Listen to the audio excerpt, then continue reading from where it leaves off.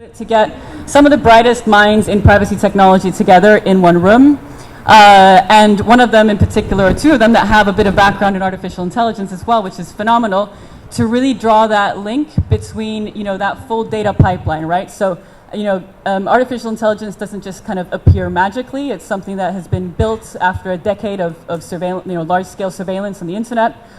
So what does that actually mean for where we are today, and what does that mean for where we're going in the future? And how can privacy technology actually play a part in shaping those debates and shaping the kinds of digital rights and the kinds of technologies that society chooses to build or chooses not to build? A quick word on privacy technologies more generally. Many people might not realize that privacy tech is going through its own kind of revolution. So there's a lot of very interesting techniques that are coming up right now. We're going to hear a bit about mixnets. There's also techniques like zero knowledge proof cryptography, homomorphic encryption. And these are all super interesting and fascinating techniques that actually interplay with this whole data space in quite sophisticated ways. And it's important to mention sophisticated because what we're going to start to see is also a little bit of privacy washing of the artificial intelligence industry, where you'll see large kind of AI algorithms train on encrypted data sets, which means reproducing the same systems of control, but supposedly with privacy preserving methods, right? So we're going to start to see this appearing more and more in debates around artificial intelligence, where it's like, oh, it's fine, it's we have privacy, it's all good. And the other thing that's worth mentioning is a report that AI Now, a very important institution when it comes to critical thinking on artificial intelligence, which Meredith was a co-founder of, recently put out a report that was looking at the AI landscape now, and also mentioned the way that privacy, as a kind of concept, is also leading to further monopolies when it comes to kind of data. Because you get these silos, right, where it's like a company is not sharing with a third party, but that means that they have their own data pool to train their algorithms on. So it's a complicated debate. It's a very, very important debate. There's a lot at stake, and we have the right people in the room to talk through a lot of these topics today. So let me just introduce the lineup of speakers. First of all, we've got Chelsea Manning, my colleague at NIM Technologies. NIM is a Swiss privacy startup. Myself, I work at NIM as well. I'm head of strategy there. Alexis Roussel is chief operating officer there, and we'll hear from him as well. And then we've got Meredith Whittaker, who's the president of Signal Foundation, who many of you have probably heard speak earlier today already. Also the founder of AI Now Institute, co-founder of AI Now Institute that I mentioned a bit earlier. So really a person that kind of draws that full connection between data as it gets used in the AI industry all the way through to what can we do about it when it comes to privacy technologies. Alexis, my colleague, who will introduce NIM, and then Vincent Neumann from SwissNext, who's an organization that supports Swiss startups in Latin America, who will speak a little bit about to what extent Brazil and Switzerland can pose alternatives to the surveillance paradigms of the US and China when it comes to technology. So a fantastic lineup of speakers. I'm going to head over to Alexis to introduce NIM for about 5 minutes or so, and then we'll move on to the others. Thank you. Ha hablado Jaya Papaya y ahora habla Alexis de NIM. The idea that what we are going to present, Jaya said there's like several types of new technologies which are coming right now around the space of privacy, and these technologies are very hard to apprehend with the first time you see them. And I'm just going to show you one of them that is trying to focus on a concept itself, which is very difficult, which is the metadata concept. So when you're transferring information over the internet, you have two main kinds of information. You have the content itself, your message, that everyone knows how to encrypt now, or you're trying to use what is called end-to-end encryption, but actually the traces that you are leaving on the internet, your IP address, it's what we call the metadata, and it's actually much more useful to make profiles of yourself. So how do we, when we are thinking of building a privacy layer on the internet, we can think of course, end-to-end encryption. We can use funky stuff like ZK rollups and others, but we have to also work on the metadata. So right now, probably most of you have been using alternative systems like VPNs, which is a way to hide your IP address from the person you're talking to, or maybe also to go through to make yourself seen in another country. Some people have been using Tor, and there's now new concepts which is called mixnet, and this is what we implement at NIM. And it's another type of network, and that is focusing on removing the metadata, because the existing networks are actually a bit weak right now. It can be de-anonymized. So what is metadata? Metadata is actually, we think it's about 80%, if you know about metadata, you can derive 80% of the content of the communication. So even if you hide your own communication, if you're talking to your children at a certain time in a specific context, actually it is easy to derive what you're talking about right now.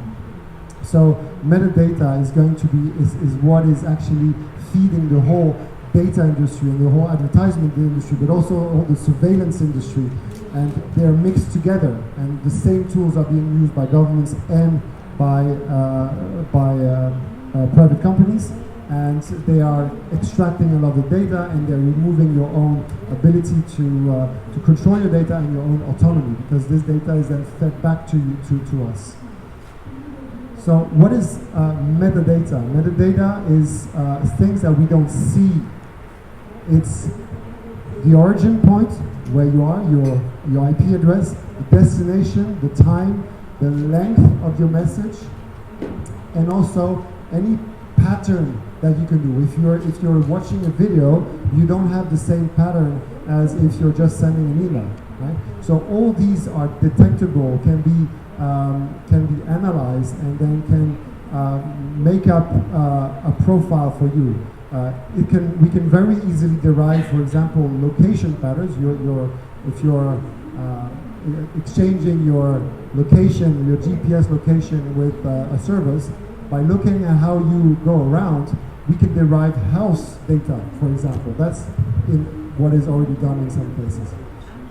And this happens in layers of the internet which are pretty obscure, that people usually don't interact with, or they don't think they interact. The protocols like TCP/IP, HTTP, UDP, FTP, all these are very hard, low-level protocols of the internet, which are extremely transparent and leak all this data. And your applications are built on top of this. So of course, if you have sysadministrator in the room, they know about this, but regular users, they don't know. And who is getting this data? All the actors of the internet. The internet service providers, even your router at your home is actually conserving some of this, logging some of this data. And so this is a quote which is interesting, is that metadata tells you everything about somebody's life, and if you have enough metadata, you don't really need content. So I was saying you can derive content from the metadata itself. So this is one small deep dive in how you can actually create a protection against metadata, how you can remove metadata. And by using a mixnet is a network of computer that will create so much noise in this network that if you're sending a data through this network, it will become unobservable by someone who is looking at the whole network. And how do we do this? We do this with 4 different techniques. The first technique is that we are sending all the packets at the same size. So if I'm sending an email, I'm sending a packet from the same size. If I'm looking at a video, I will send a lot of packets from the same size.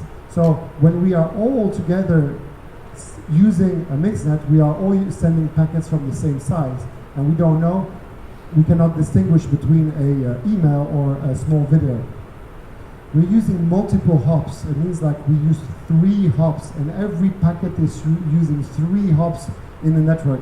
So if I'm sending a file, I will have one packet will go through Latin America, and another packet will go through Asia, and they will all combine together. So no one can see the whole file that you are sending. And then we do something which is a bit also weird, is we slow down a little bit the packets, because when you're on the internet, you have something which is called latency. So for gamers, it's important because you want the best latency. But when you want to protect your privacy, you're slowing down a bit your traffic, and then it's not possible to look at where you are on the internet based on the speed of your traffic, because we changed that. And then at the end, we add some cover traffic, which is fake traffic. About 20%, 30% of fake traffic that just look the same, but then we cannot tell if this is, someone who's observing cannot tell if it's real or bad traffic.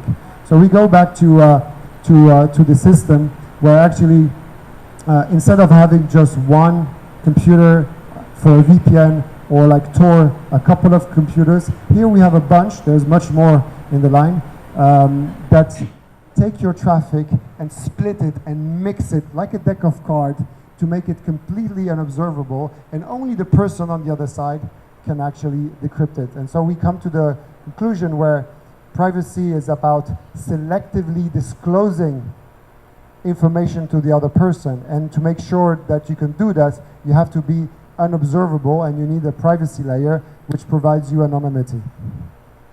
And thank you very much for this, and now we can go to the more deep questions. Thank you, Alexi.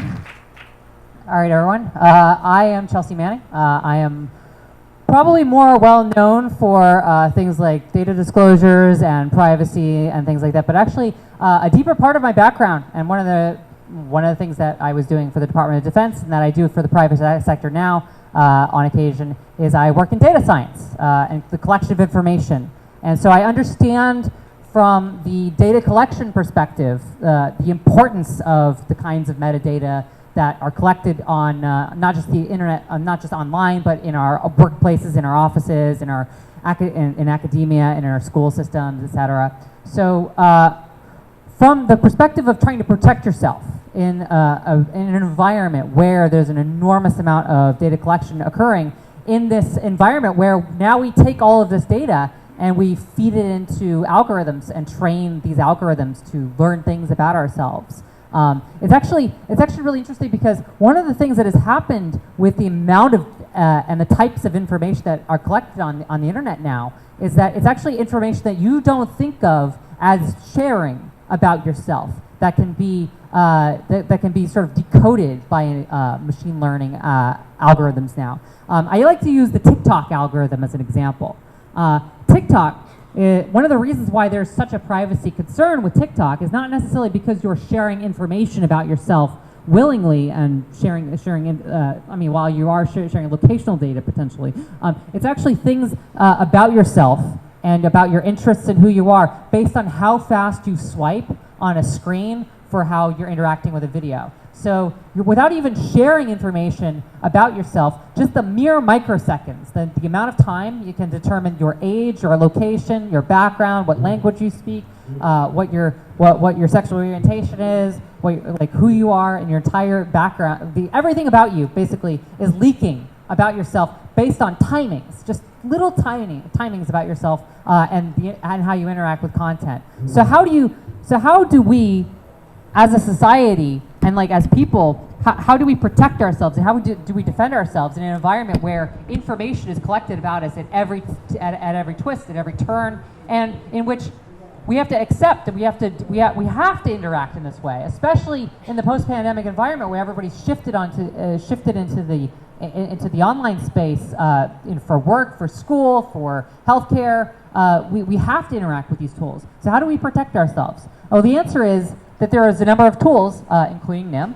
NIM obviously has one such approach in terms of like protecting the packets as they transfer across the network, and encryption, but also the ability of being able to decentralize and distribute our information, and to take control of ourselves. So there are ways in which we can, using encryption, we can certify information at the source, and we can take control of information and be able to turn it off. So we essentially build into the tool a right to privacy from the get-go. We have decentralized right to privacy tools. We can design and develop databases that ensure that machine learning algorithms and training models don't have access to it, even though these databases, like a vector database, for instance, can be built in which you have control, in which a smaller organization or institution in which you know and trust has access to this information, that has the security control protocols built in place, but is not and interacts with with a tool like GPT 4 or some other machine learning model, but but that data isn't being shared with them. So instead of having your information be collected and shared, like, you can maintain control of that information by having a decentralized vector database. And so we're at this very key moment with the tools and the technologies that we have, wherein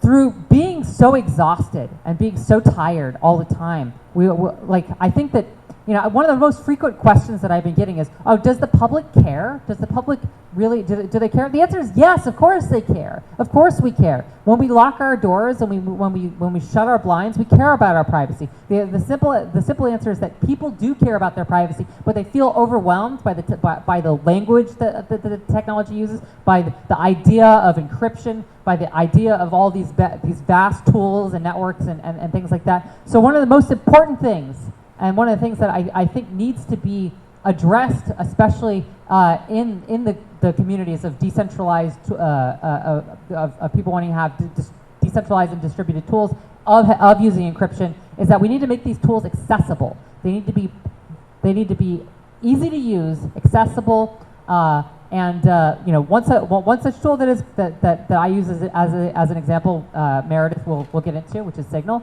But another such tool that I like to think of as an example is and while it's still in beta, is like Blue Sky. Blue Sky is based on, it uses a Merkle tree, and it has cryptographic abilities, and it has decentralization and all of these features built into it, but you never interact with it. You never have to see it, you never have to interact with it, you never have to build a key or hold it or know that, or knowingly hold any information. You don't need a master's degree in mathematics to understand what is happening.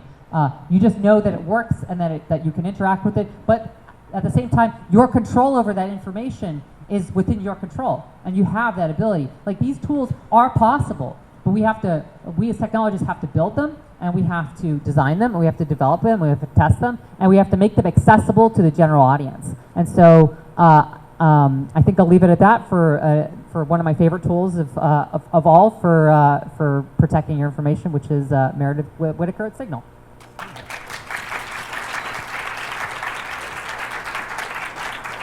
Thank you, Chelsea. Thank you. Can you all hear me? Yeah. Okay, I'm going to speak louder. There's a powerful white noise machine in the corner here, so let me know if it's not coming through. Great. So I have 2 points I want to make. There are many more, but I think this will, given what we've already heard, I think this is what I can offer. So I spent a lot of my career in tech. I graduated Berkeley in 2006, and I was broke, and Google was the first company that offered me a job, and that is how I got into tech. I had no love of gadgets. I studied rhetoric and critical theory. So I kind of came into tech because it was a job. And then I started asking questions about how this works. Like, what is going on? What does it mean to organize the world's information? What are we actually talking about? And it was like having that critical perspective and a lot of dumb questions that helped me begin to get a sense of the political economy of the industry, which is where I live. I'm a materialist. My analysis is material, and I think about power, I think about resources, I think about who gets to use them on whom, and that's my lens, and it's complementary to many other lenses, but that's where I live. So I want to talk about AI in a way that connects the dots between privacy and artificial intelligence, which in law and policy and public discourse are generally separate in ways that I think are unproductive and ultimately give too much credit to the surveillance corporations that control and erode both. So what are we talking about when we talk about AI? And now I'm going to present kind of a thesis that I've worked on for a long time. So in the 90s, you had the turn to neoliberal policy and the sort of privatization of public infrastructures and public goods. This was in the US, but you saw this sort of turn much more generally. And this led to the privatization of what we called the internet, which at that time had been a military network that was then sort of turned over to the research community, connecting different universities used for research. And then it was like, hey, anyone want to build a company? You can now commercialize products built on networked computation.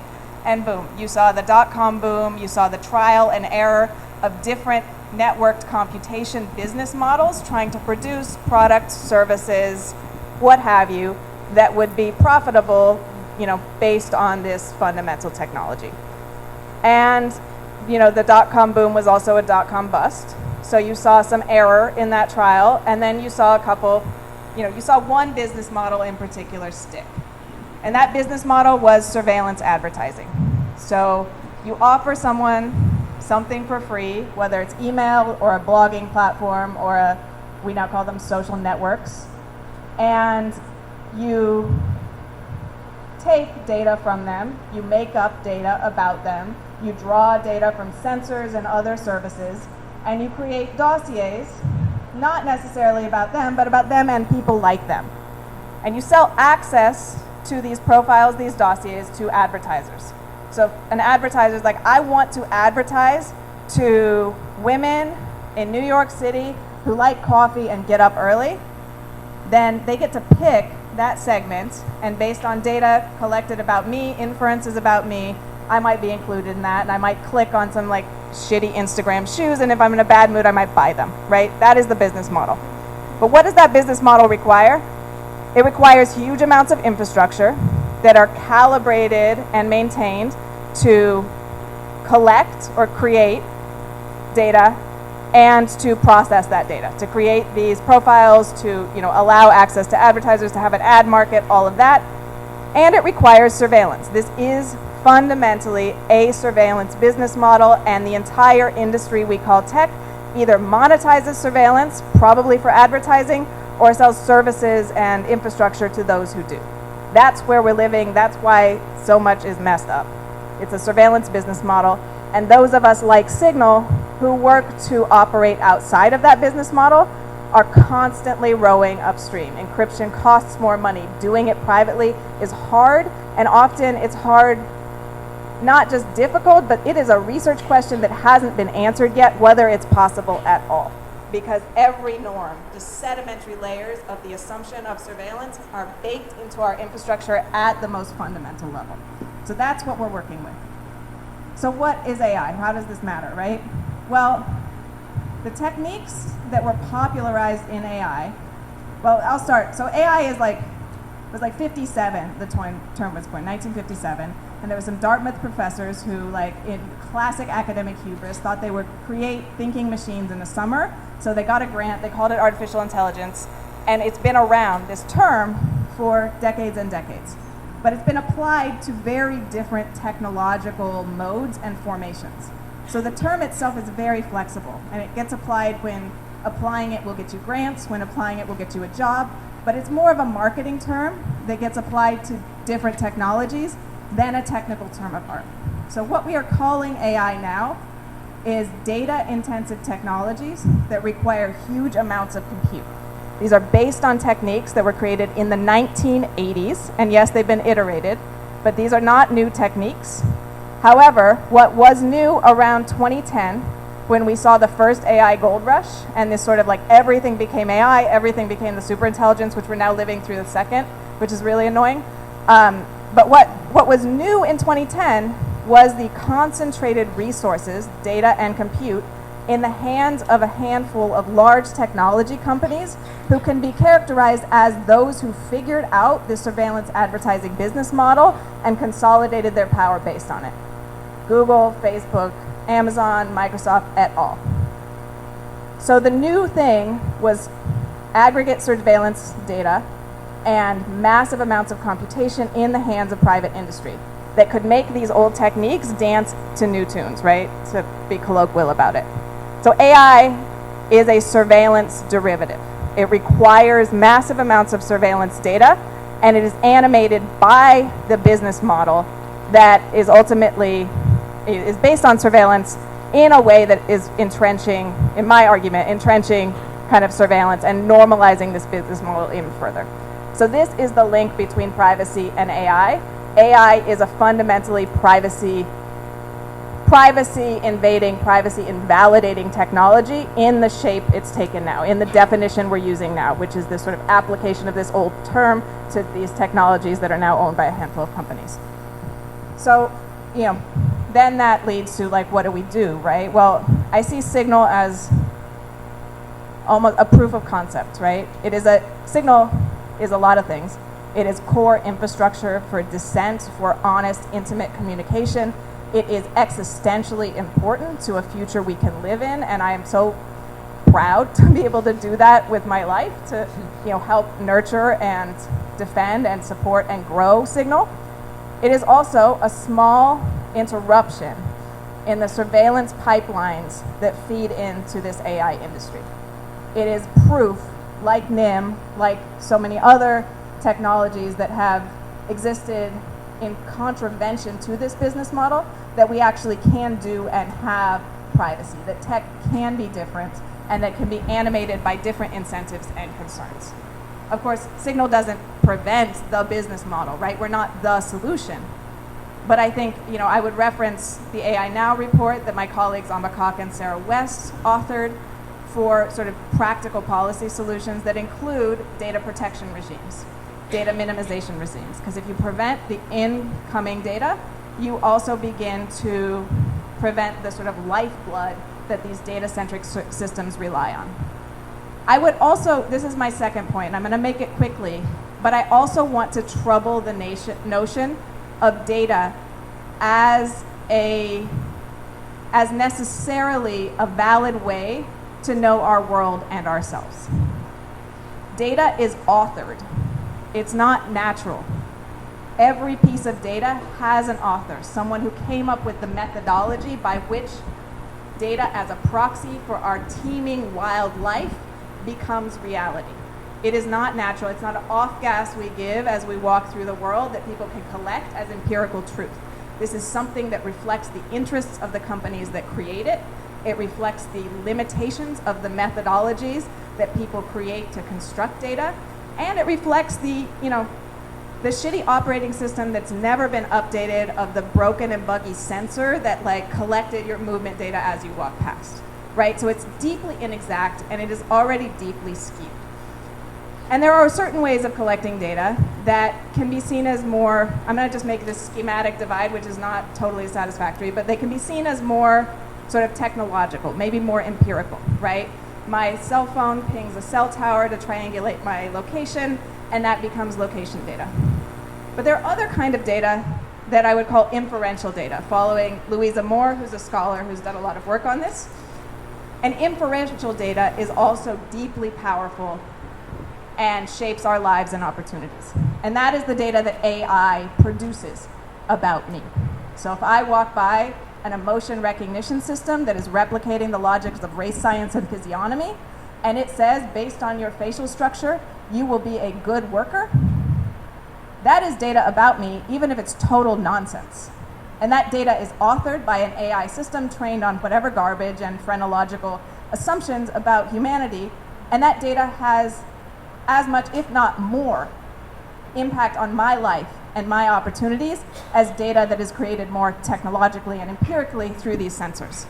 So we need to expand our demands for privacy and data protection to recognize that anything produced by one of these faulty, nonsensical, kind of predictive systems that we call AI is also creating surveillance, is also invading our privacy. It doesn't have to be correct to potentially subjugate and oppress populations. It doesn't have to be right to count as data. It can still affect our lives. And so, the expansion of demands for privacy and data protection to cover the data produced on the other end of AI is imperative if we're going to stop, the metastasis of this surveillance business model that has now sort of combined states and corporations as tools of social control and oppression, and actually make the case for these technologies that have been proving that you can build technology otherwise and you can preserve dignity and privacy. Thank you. I would like to end this session here with a little provocation and a call for action. As Jaja gave us the introduction in the beginning, NIM is a Swiss company, and everyone knows that we're here in Brazil. So what I think is very important with this background of all the problems and the panorama that Meredith and Chelsea gave us now is to propose something like a counterpoint, to look at other nations, at other ecosystems that could provide in this area. So I'm gonna go out there and gonna present some programs to you about how it is in Switzerland and in Brazil, and also give some concrete examples how you can right after this session go to our stand at SwissTech or to the stand of NIM in Pavilion 4 and go into more details about that. I imagine that many of you have a cybersecurity background or from AI, interested in privacy obviously, and there are programs where you could make a partnership, for example, with NYM, other Swiss companies in the area, get a funding through that and grow the program. So just very quickly, I'm Vincent from SwissNext. There is written SwissNext, and here is SwissTech. It's because SwissNext becomes SwissTech when they're at a fair. I'm not going to go into a detail of that, but basically we're representing the Swiss innovation ecosystem here in Brazil. And SwissNext is a platform for Swiss tech companies, tech-based startups mostly, that want to internationalize. We are part of the Secretary for Education, Innovation and Research of Switzerland. We are very closely linked to the Consulate Generals here in Brazil, and we are also present in San Francisco, India, China, Japan. So yeah, what is the profile of Brazil and Switzerland when it comes to data protection and where the two countries going? Switzerland, I think many of you know about the chocolate and the cheese there, but it's also very well known for having a very strong banking system, and their data protection law is one of the strictest in the world right now. Brazil in 2020, they adapted their general data protection law and they adjusted it. It's very close to the European Union model now. So that at the same time means that it's very close to the Swiss model as well, because the Swiss model, apart not being part of the European Union, they have their bilateral frameworks and they adjust their policies to there as well. So that's very important because there is the framework, the regulation environment is similar, and it brings a lot of room for collaboration. Switzerland as well has it's this hotspot where a lot of multinational companies go or put their data centers just because of this data security that is there. Definitely, it's not perfect. I guess Meredith and Chelsea know a lot about that. But yeah, and of course it's this little country in the middle of Europe. You have Geneva, where a lot of multinational organizations are. And in Brazil, as I said, 2020, it made a lot of advances there. It's a growing tech industry. And as I said, that's also why we at SwissNext, at SwissTech, we're growing the programs to form new collaborations there, especially also now because of the program that Brazil is already working on a new data protection law that is gonna extend the controls that make the companies ask for your explicit consent if they're gonna use your data. So that's something that's hopefully gonna come up. So the programs that I was talking about, there are mostly 2 or 3 of them. One, it's called Academia Industry Training. I guess afterwards will be a great place to go there to the stand at SwissTech, where we can explain everything in detail. It's for 10 startups on the Brazilian side, 10 on the Swiss side, linked to universities. So it's trying to make this, it's in the name, Academia Industry Training, this link from academia to the market, basically to bring these innovations from the lab to the market. It's a bilateral program between the MECTE, the Ministry of Science, Technology and Innovation, and the Swiss counterpart.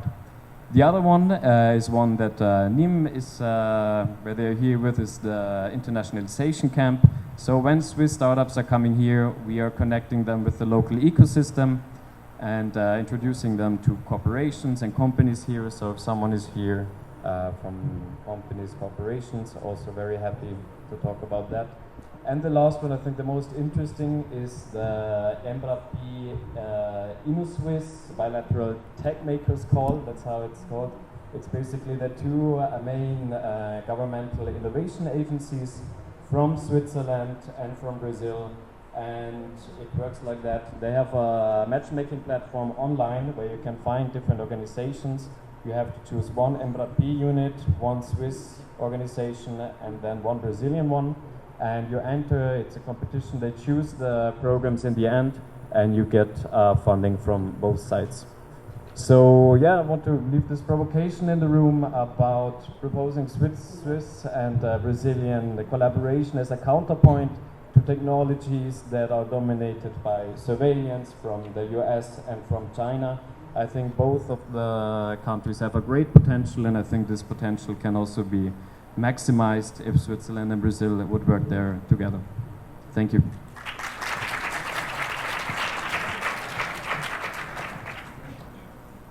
All right, we're going to grab all of our presenters here.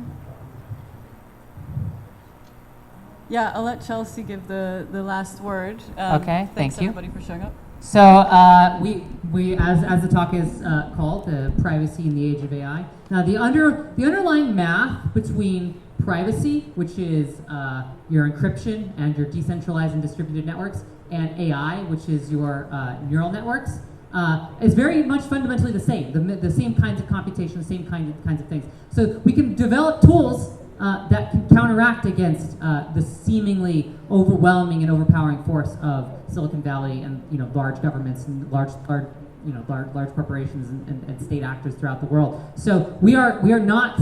I want to leave you all on a high note that we are at a very exciting time in the fact that even though we have AI tools which are very powerful and seem overwhelming, at the same time, because of the same mathematics and the same computational capabilities and the same hardware, we are able to build tools that can counteract against that. And I think that this clash between AI and cryptography, especially in an age when with generative AI, we can generate information that is so convincing. We start to question and we feel gaslit about what is real and what is not. We have the tools in our disposal to be able to verify that information is correct and to be able to ensure that our privacy is protected. Thank you so much. Thank you to our speakers, and have a good day.